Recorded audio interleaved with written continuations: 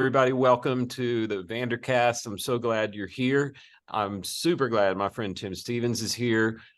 Tim and I go back a long way, not as long as some friendships, but a pretty long way. And I wanted to bring him on board so you could hear a little bit of what God's doing in his life. And spoiler alert, we're going to get to work together again. Yeah. And so, Tim, welcome. Thanks for agreeing to be here. I'd love for you to tell people like a fast version of our time together and then kind of where you've been since. Like, bring us up to speed, because it's a pretty interesting story. I mean, if you want to know, like, you want to know if somebody really followed their call, it's Tim.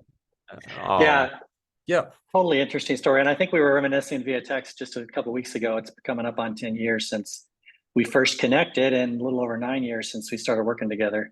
And so that's a lot of fun. But I remember my first phone call to you, or one of the first ones. This was a few years before that. Was a conversation about like, okay, I think I know what you do, but I don't think I believe in what you do. But tell me again, what do you do?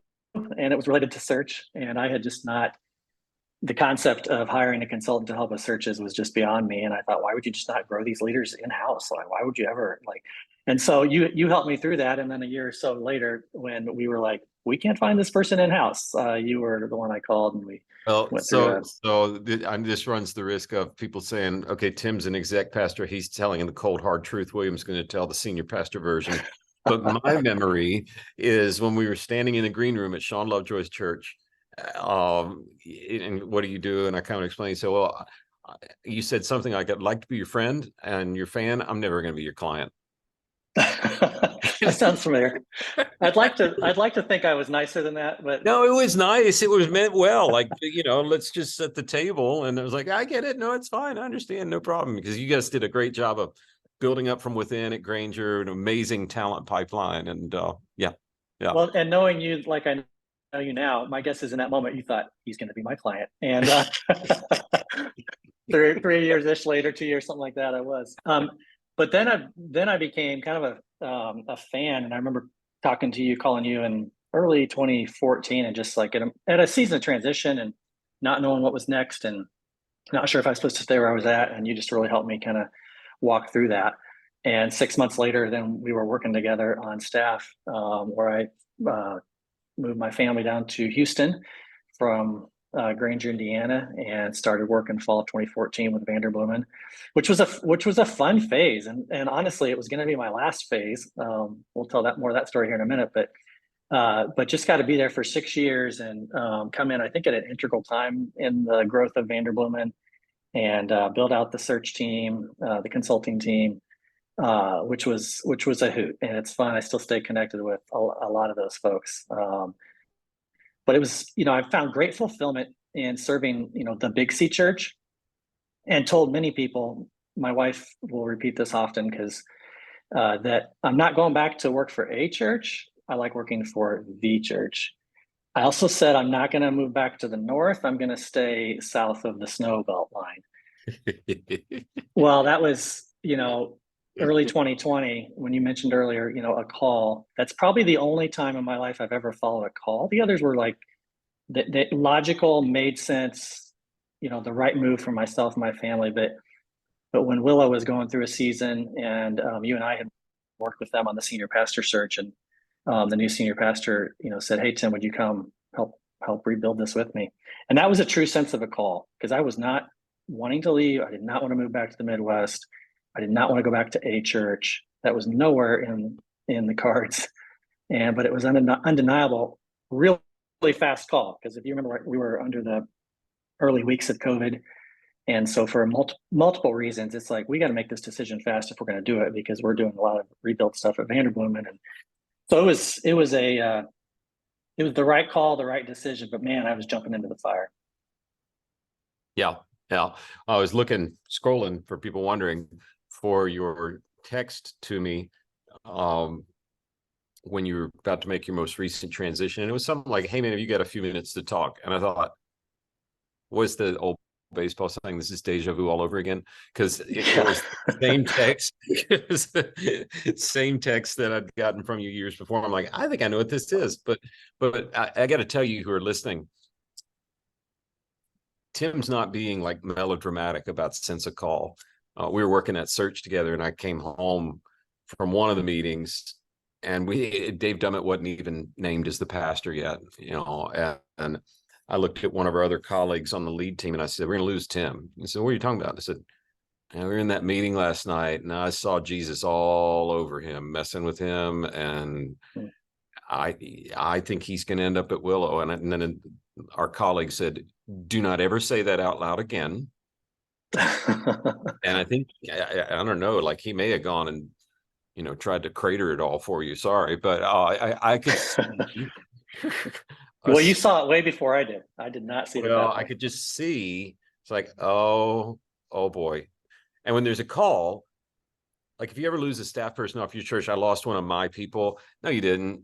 It's Jesus people, and it's not one church, many locations. It's one kingdom, many locations. And, you can lose people because Jesus needs them somewhere else. And Tim's departure, while it stung like crazy, I feel like I kind of saw it coming, and I totally feel like you made the right move. And not many people go that way, because you didn't walk into a really rosy situation.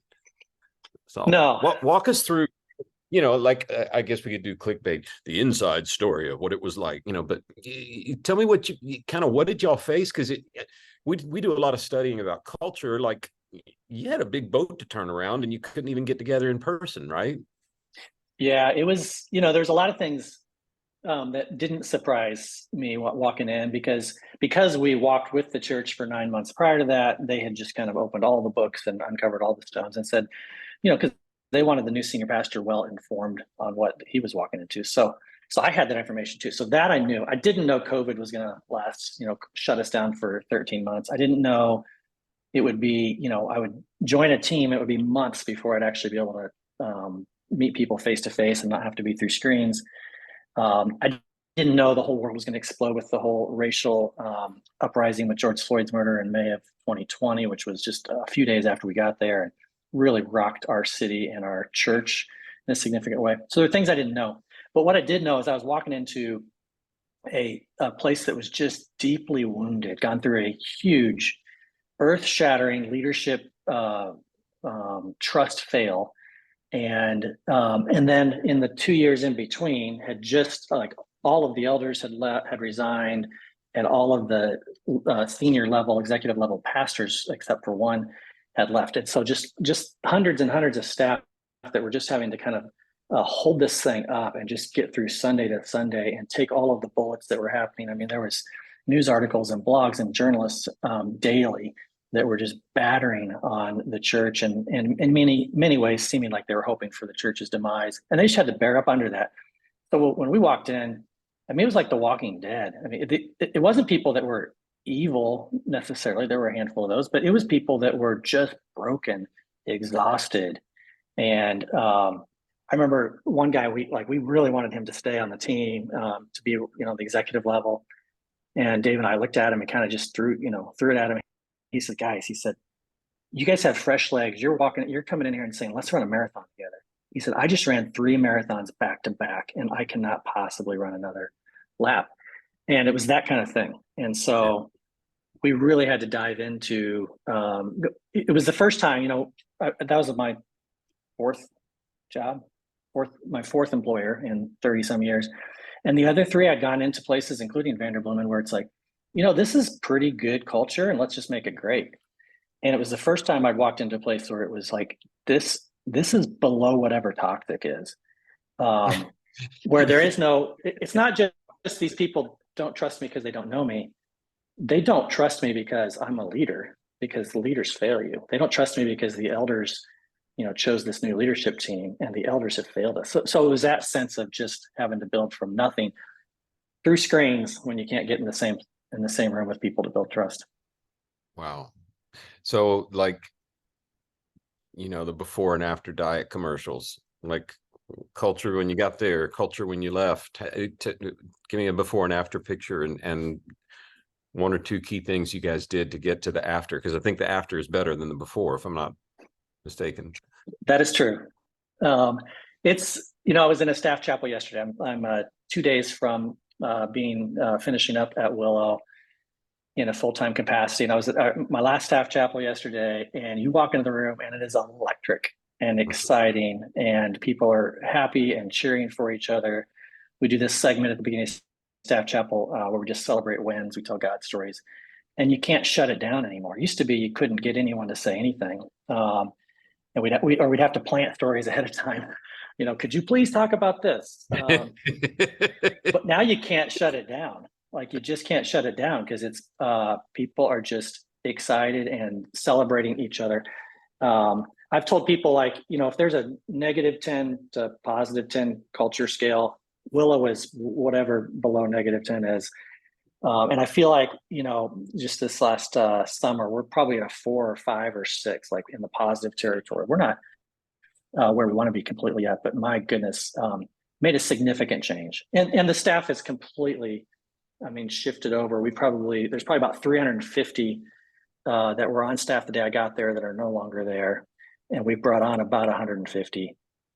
So we've got some people that have some fresh energy and excitement, and a lot of longtime staff that are just so valuable, because they know the legacy and they're helping piece together the pieces, especially for our members that have been there for a long time.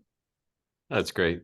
That's great. So you go to work at a church in Granger, it's going great, so you leave. Then you go to a search firm and you added amazing value and built this scalable, repeatable system, and then you leave.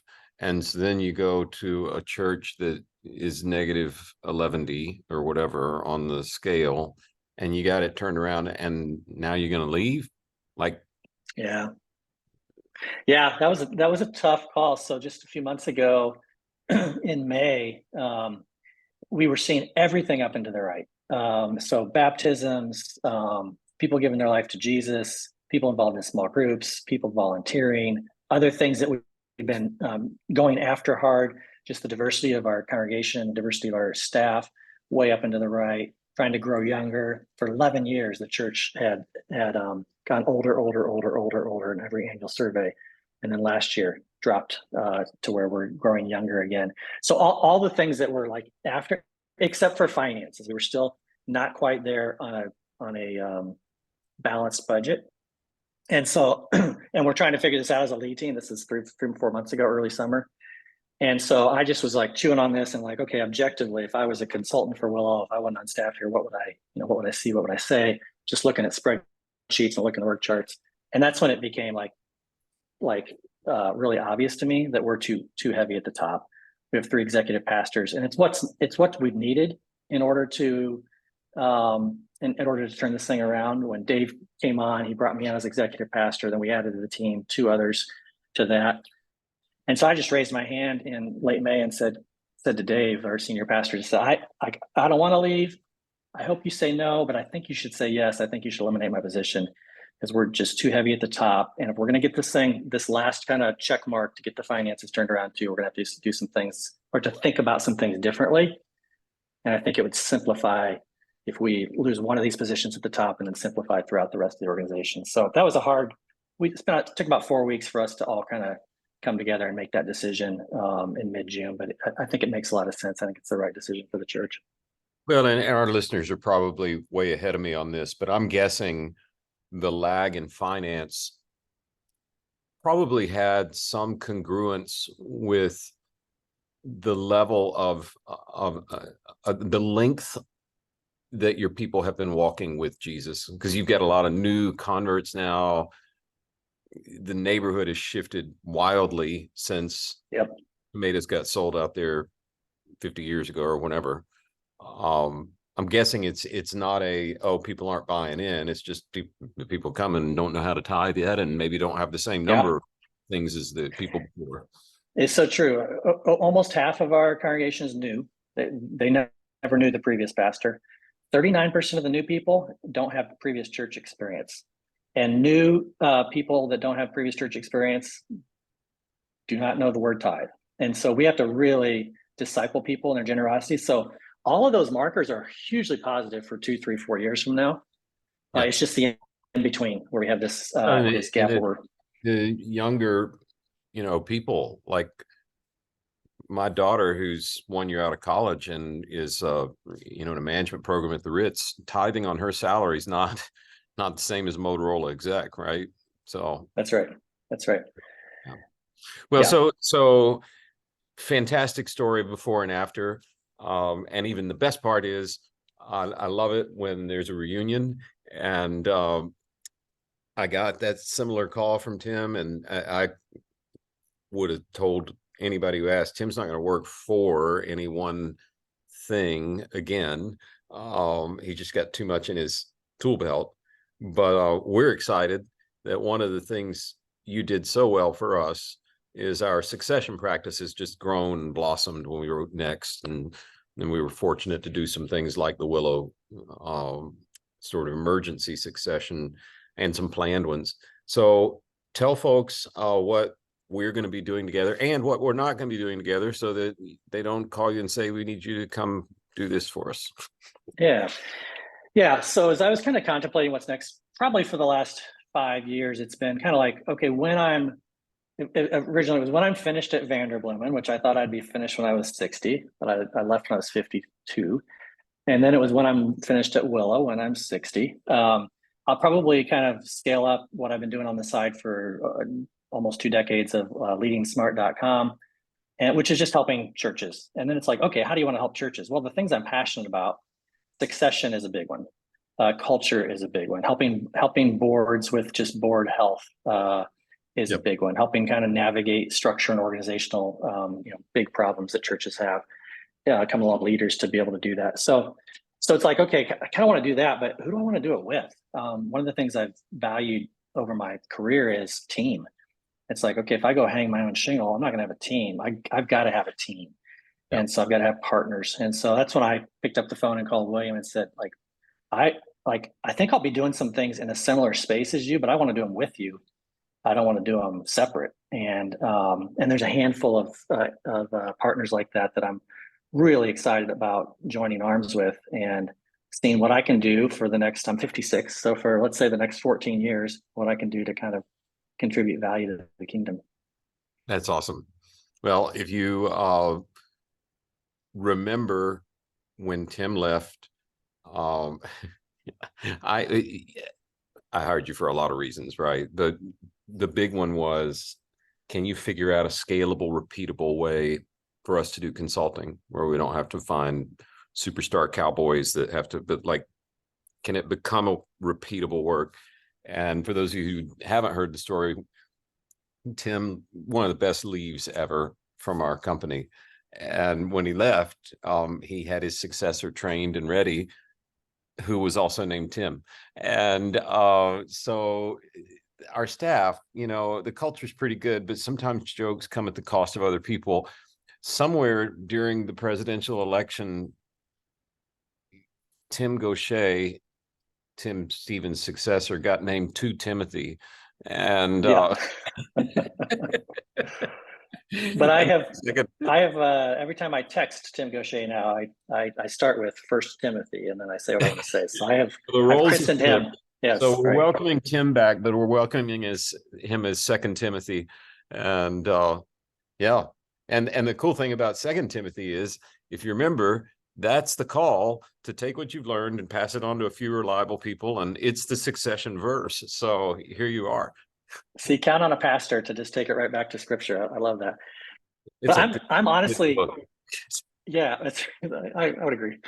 I'm looking forward to like this partnership, and it's kind of, I think it's different than what Vanderbloemen's done in the past, and obviously different than what I've done in the past, but to be able to become a partner of Vanderbloemen and to be able to support you guys in some of your succession consulting. You had asked earlier, why not? Because I'm not going to be doing searches. I'd be glad to talk to anyone about that, and I'll connect you with someone else at Vanderbloemen to help you in that. But the succession piece is the piece that I'm really passionate about. I remember one of the last ones I did at Vanderbloemen before I left was this dear old pastor, 74 years old. He'd been at his church for 46 years as senior pastor, started it.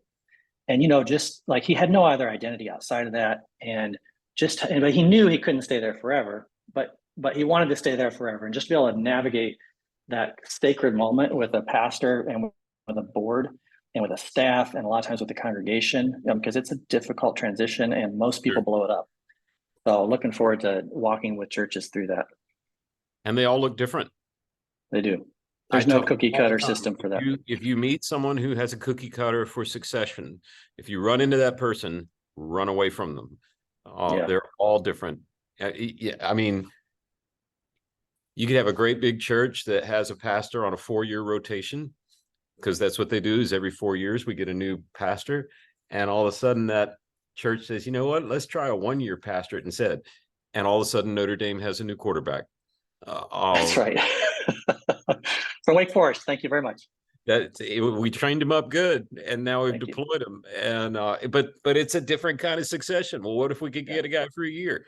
Let's adapt and change. So it's a nuanced thing. It's not a cookie cutter. And we look forward to your artwork coming back to help the church in that way.